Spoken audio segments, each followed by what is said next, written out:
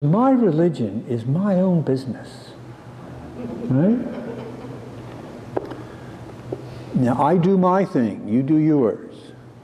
You know, rugged individualism, the American way. So we have a hard time swallowing this. But of course, Matthew wasn't quoting Jesus for individual reconciliation among people who have a falling out, as much as he was reconciling people who have offended the community. That's why the community is pulled into this. But still, it's so un-American, you know? It's just not the way we do it. Even though most of the world still is not individualistic. They live in community. They get their identity from the community they live in. They can't imagine living in isolation, mental, emotional, social, political, as we do. But yet Jesus created the community which we call church, discipleship, whatever.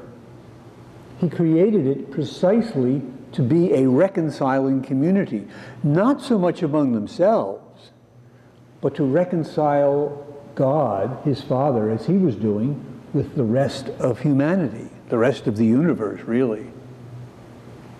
We are the vanguard of the kingdom.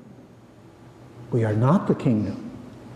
Don't ever mistake that. The church is not the kingdom of God. God help us. But we are the point people. We are the vanguard.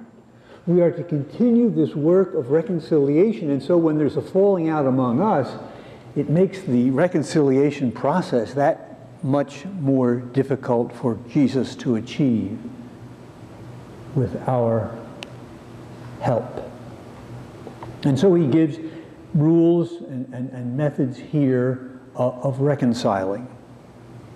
You can use these personally, in interpersonal conflicts. And the church needs to use these to keep the church from dividing, because the one thing the church must profess and proclaim and be visible in the world is as a unified group. That's why constantly Jesus was praying for the unity of the disciples. Different personalities, different backgrounds, different everything, but we must be united in the person of Jesus Christ. We must be united as church, or we fail in the work of reconciliation, which is our main purpose of existence.